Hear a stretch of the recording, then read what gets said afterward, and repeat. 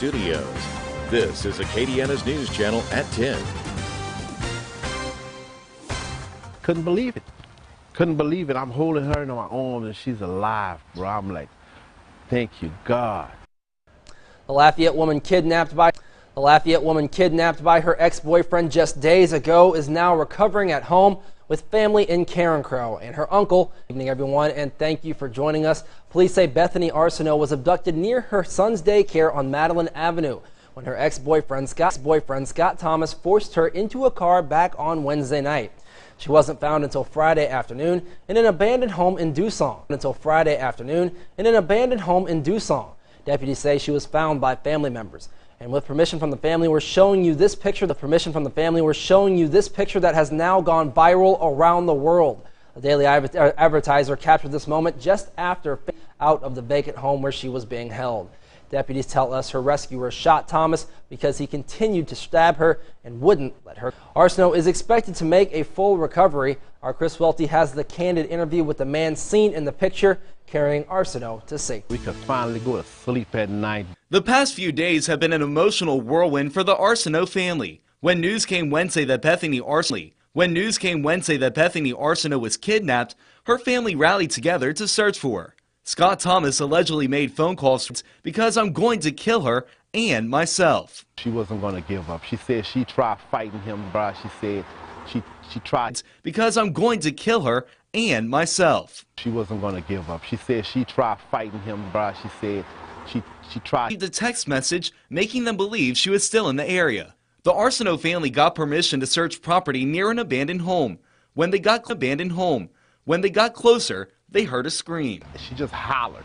She hollered like her life was in danger. And when they heard it's in danger, and when they heard the holler, they said, man, just a chill went through their body. Arsenault's family knew they found Bethany and had to. And he told her, as soon as they come in, they kick the door in, I'm gonna kill you.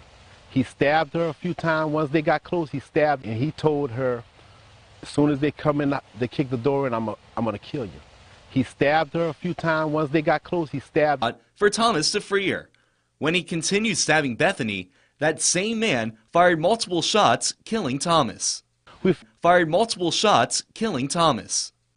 we had to do what we had to do, bro, because it was a situation where her life was at hand, man. He was out to kill her, you know what I'm saying? So we wouldn't go stick around and wait for it to happen. We would just go out there and do what we had to do to. Marcus says he's still shaken by the events and says his prayers were answered.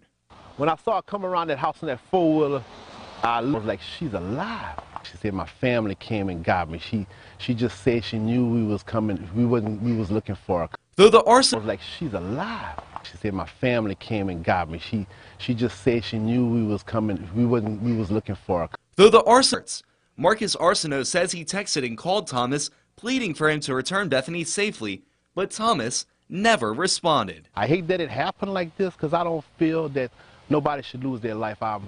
My hands go out to the Thomas family. I'm sorry for y'all. In Carencro, Chris Welty, KETC TV3. Police have not pressed charges against that family member who they say shot. Thomas, and charges may never be filed. The man is cooperating with investigators, and a report will be reviewed by the district attorney to determine if any charges will be filed. According to state, if someone's life is in danger.